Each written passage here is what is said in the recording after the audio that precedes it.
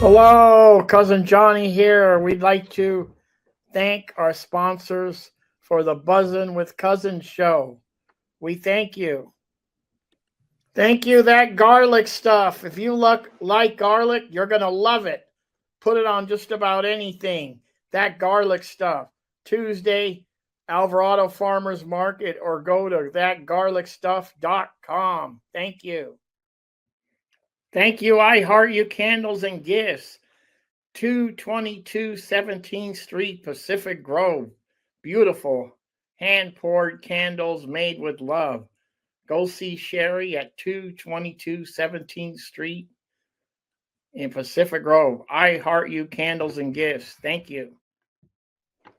Thank you, Max Fit Meals, 520 Fremont Street. Grab and go healthy meals. They're delish. On your way from home from work, go grab some, heat them up, and fantastic. Thank you, Suds Cyber Laundry, 709 Lighthouse, Pacific Grove. Great modern machines, big screen TV, coffee, and a great friendly staff. Thank you, Suds. Thank you, the Whiskey Club, 425 Alvarado Street. Over 600 whiskeys to choose from. Go on in, relax, enjoy a nice whiskey. They also have a bottle shop. It's great. Great place to relax and enjoy. Tell them Cousin sent you. Thank you. Bye.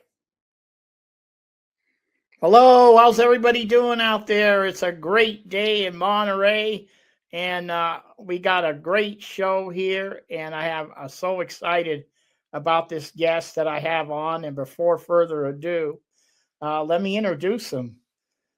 He plays in locally here in a band. You probably heard him around town. It's a really great party band called the Red Roosters. He's written a book. He's written songs. He's a musician.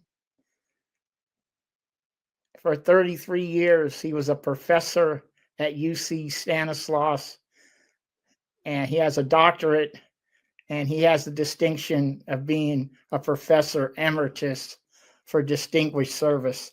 So I'm so excited to have him on, and please welcome Sam Regalado, a.k.a. Bosco's Brew. Sam, how you doing? Good, cuz. I'm doing very good. Happy to be on the show.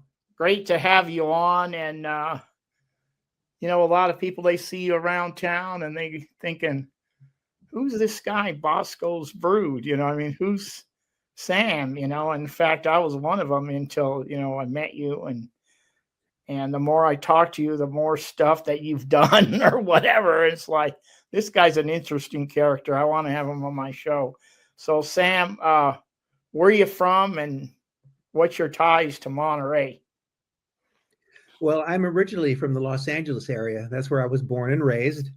And I got my undergraduate education in the San Fernando Valley at Cal State University, Northridge. And after I finished there, then I moved on to graduate school up at Washington State, where I attended Washington State University and earned my master's degree and my PhD in history. And following that, then I landed a job at California State University, Stanislaus, and that's out in Turlock, which is in Central California, about 2 hours away from the Monterey area. And as time went on and I became more familiar with the region, then I was able to come over to Monterey and visit it quite often. And eventually I included it in my my music schedule tours that I used to have when I was just playing solo guitar. So I became more and more familiar with the music scene during that time. I was still living in Turlock entirely. But then as I got to know the people in the Monterey area, then I decided that it might be in my best interest to actually purchase a place in Monterey so I can spend even more time here and get to be part of the community. And so that's what I did. In 2012, I ended up purchasing a condominium Now I have skin in the game, if you will, in Oh Monterey. yeah, you're in, yeah. And of course, as time went on, I got to know a lot of people, not only uh, in the music environment here, but in the arts environment. Yeah, A lot of the people that are here and people who go to a lot of these functions, I got to know and have become really good friends with all of them. So so here I am now, after a decade later of owning a place here, and I feel really feel very welcomed in the area, and have really come to enjoy knowing all and developing good, strong friendships out here. yeah. Now, Sam, you were saying about the arts. I'm biased. I grew up here and all that, but I just feel like we got. I mean, I know there's other areas that they're great, but we've got some of the best chefs, the best musicians, the best restaurants. I mean, it's just the best people, the best artists. I mean, that's just my opinion. So you fit right in, my friend. Well, thank you. I'm flattered to hear that. But there's nothing biased when it's factual. Yes, factual. Yeah. So when did you start playing uh, your instrument and start playing music and writing songs and Well, I started doing that during my the latter portion of my high school years. I was like many people of my baby boomer generation, yeah, caught up with the Beatles and all of the bands that came out in the 1960s and early 70s. My sister was playing guitar before I started playing an instrument, and she showed me a lot of things about how to play guitar and also piano. I actually started off more as a keyboard player, and that's okay, yeah, when I first got into bands.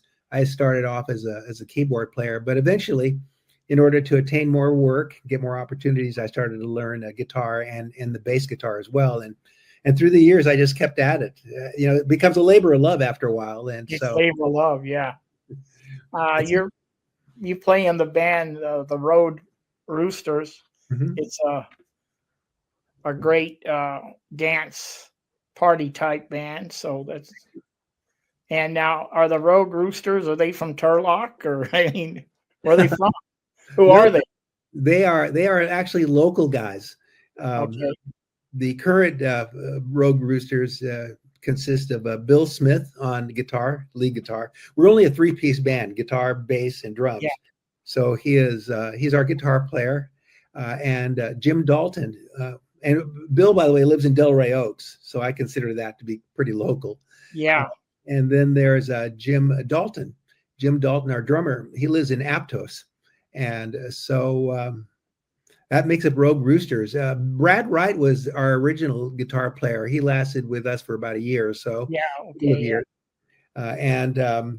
And so so pretty much all the guys were local. I'm the only one that kind of goes back and forth from Turlock to Monterey. And now that I've owned a place, it makes it a little less trying for me to go back and forth. I can spend a lot more time here. yeah. Now you go by the name Bosco's Brood. How did that happen? Yeah, Bosco's Brood. That's the Rogue Roosters is the rock band component of me.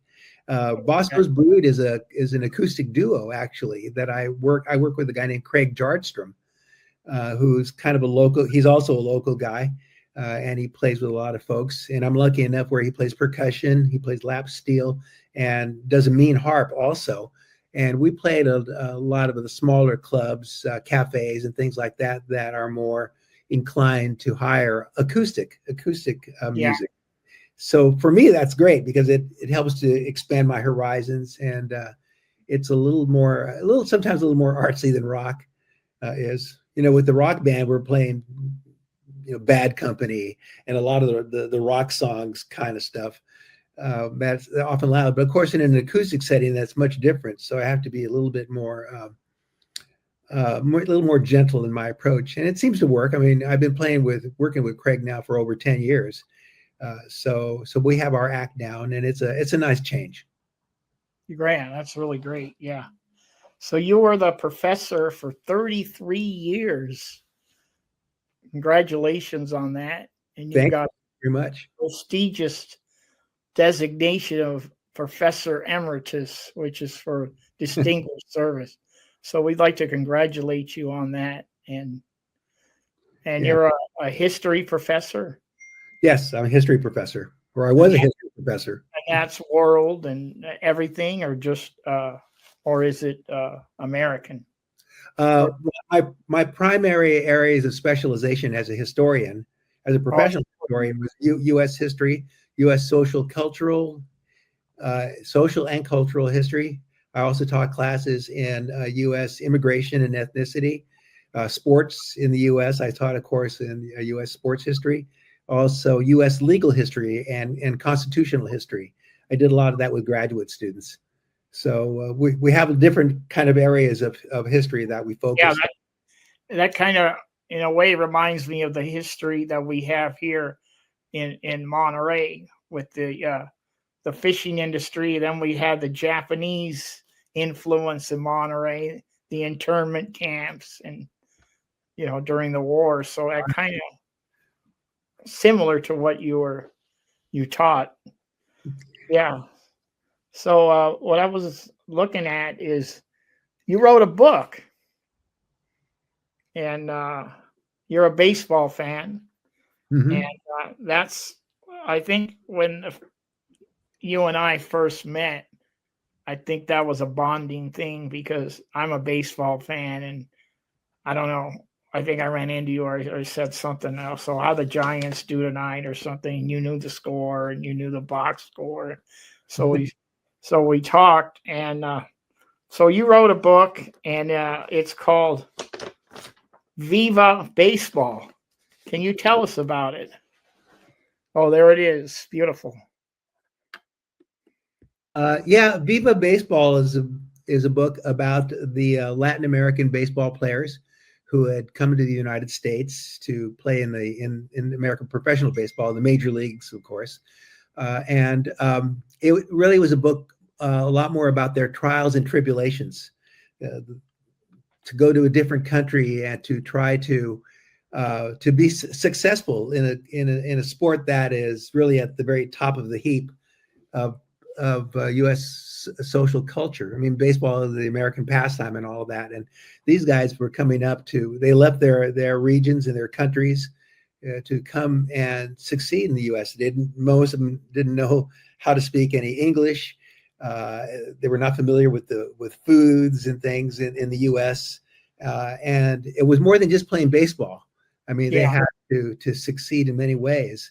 Often they didn't get the kind of attention that they deserved because reporters, most of them being English-speaking reporters, would never interview them. So there was a lot of they had to go through a lot in order to succeed in the U.S. And so that my book is about their trials and tribulations and how that paralleled with the growing presence of Latin people in the United States. Yes. Yes. And so consequently,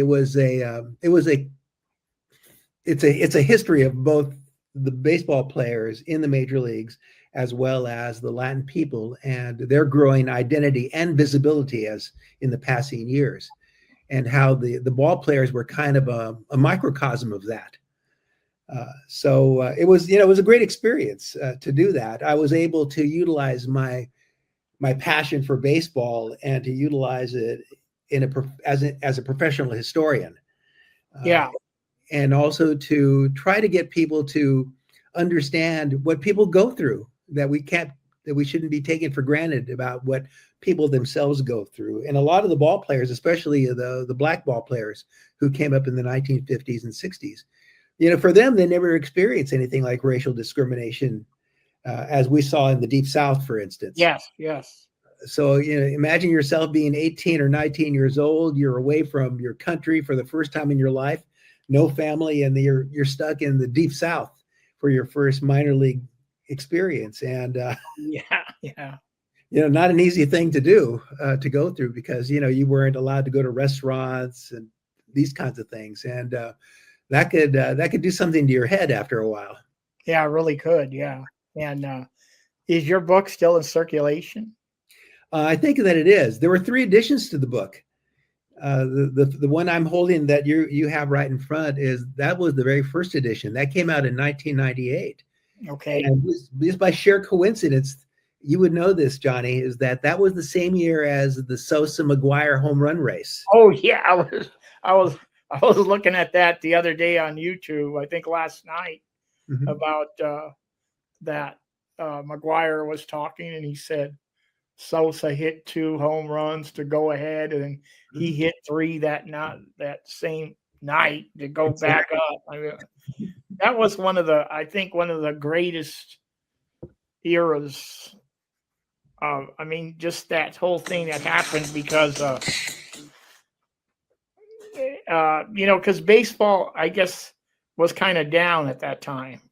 That's The right. Yankees or something, and Yeah, it needed a shot in the arm, and it did. that gave it a shot in the arm. They'd be going one game and then clicking on to another game, and that was a fun time. Yeah. Yeah, it really was. And Sosa was able to, he was obviously high profile at that point, and every time he interviewed, he would talk about things that he went through and talk about his homeland. And there was a huge hurricane that went through the Dominican Republic in Yeah. August of that year. And in the middle of the home run race, he broke away from that and went down to help his countrymen deal with the hurricane. And that was kind of remarkable because, I mean, he was in the middle of a race that would, breaking the all-time record. But to him, it was more important to be with his family at that. With his family, yeah. What did he end up with? 68 or home run? Mm-hmm. Yeah, Oh, McGuire beat him by 1 or 2. It was, I think he had 70 or something. I think he had 70. And just by sheer coincidence, my book came out. My first edition, the one that you're posting right now, came out in 1998. So book sales were very. Oh man, that must have been great. Yeah, it was so. The book sales were so good that the publisher asked me to write a second edition. Man, that's great. Yeah. And what'd you do with the second edition? You tweak it a little bit, or how does that? Well, what I did was I added more material that I thought was important that I didn't do in the first edition, and also what they wanted me to do, being that they were publishers, they wanted me to add a section just on the home run race and its impact on the Latin American people, and to try to incorporate all that because that was still such a hot topic then. So I was able to throw a second chapter again, another chapter in that focused in on the home run race, and that led to a third edition. So I ended up getting 3 editions out of Viva Baseball, and it, I mean, with publishers, they're business people there, and so they wanted to make the most out of a hot topic at that time. And now baseball has a lot of a Japanese coming over now, more than before. Right. And, yeah. Well, most of the people that are coming, the players that are coming over, they're Japanese nationals. Yeah. What I did was I focused a lot on my second book on the Japanese Americans and their experiences. They're the ones that actually were sent to the concentration camps. Yeah. Now, speaking of that, Sam, we had a big contingent of Japanese, fishermen and worked here in our community, and a lot of them played baseball. So they had a big league here. As you know, they played at Jack's Park downtown Monterey. Mm-hmm. And we spoke about this the other day. There's a museum on Adams Street, a Japanese museum behind the Japanese club there right in the front at Adams Street. There's the coffee house right there at the corner, and then the next place is a museum or the hall, and then behind the hall, usually it's open on the weekend, there's a museum, and it has all kinds of, it has the old Japanese jerseys, and it has also a lot of other things like the abalone fishing, when the Japanese, the hard hat divers. Oh yeah, right. Yeah. So that's great too. So we've got that here in Monterey. Yeah. Yeah, the Japanese Americans have a very distinguished history in this region. Yeah, and then they went to the internment camps too. The Japanese out here in Monterey. Yeah. So there's going to be Tim Thomas, the historian, is putting together an abalone festival coming up in July, and it's going to have different, yeah. I mean, not food or anything, but just different stuff about the Japanese or the abalone. And by the way, it's interesting that they were sent to the camps in 1942, in the spring of 1942. And this was as a result of Franklin D. Roosevelt signing Executive Order 9066. While a lot of people thought that that was the right thing to do and all of that, they were for that.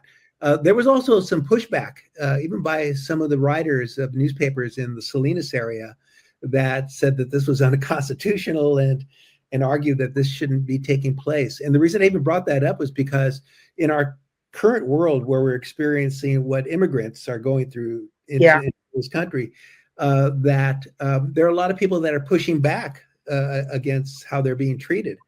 And so the same thing happened in 1942. And eventually they were sent to the camps, but there was resistance to that. Yeah. This is how a historian's mind works, Johnny. Yeah, it's great. I could talk to you for 4, 5, 6 hours. So what's in the future for Sam? Are you going to write another book? What's going on? I don't know. I mean, I still I've kept in touch with my profession. I mean, I'm not an instructor anymore. I'm not a professor in the classroom, but I'm still a historian. And so I try to keep up with the profession. I go to conferences periodically to see what the new techniques are in research, and to see if I can still, make any contributions. But it's such a new game there, because they're younger scholars who they were as ambitious as I was when I was coming up, and they have new techniques, some of which I don't understand, and I have to kind of learn a lot of things. I'd like to stay in touch by writing. In terms of this area, I think what I'd like to see personally is I'd like to see more forums, like historical forums taking place, talking about the historical significance of the Monterey area. And so that maybe that's where I could make my contribution by helping to organize something like a small conference, for instance, and get local people to make presentations about their experiences or what they think is important, especially in baseball. Yeah, I mean, we've got people just hungry for history, and I remember when I was growing up, it was like you didn't care, you drive whatever, whatever it is. And now that I'm older, it's like I stop at every Adobe and I read the graphics and I peek through the window, and a lot of them, they have the recording where you call up, you put the stock number in, and it gives you the history of the Adobe. So, I mean, it's just like, I'm just so into the history of Monterey and history in general. So we need people like you.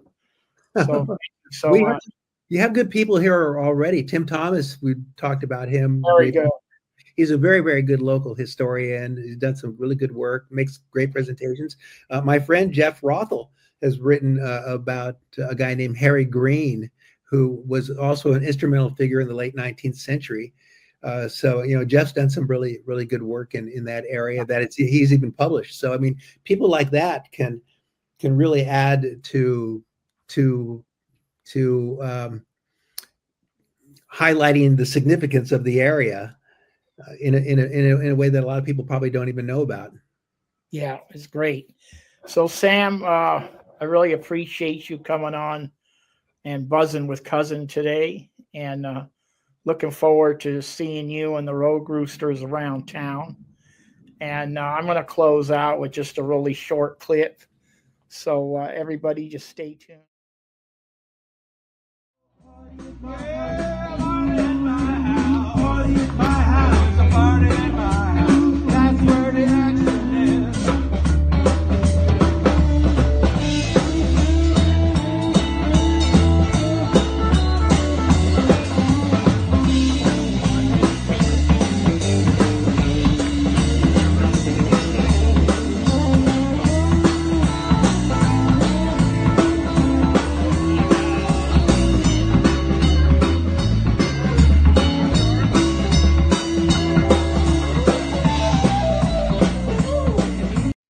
Okay, that was great. And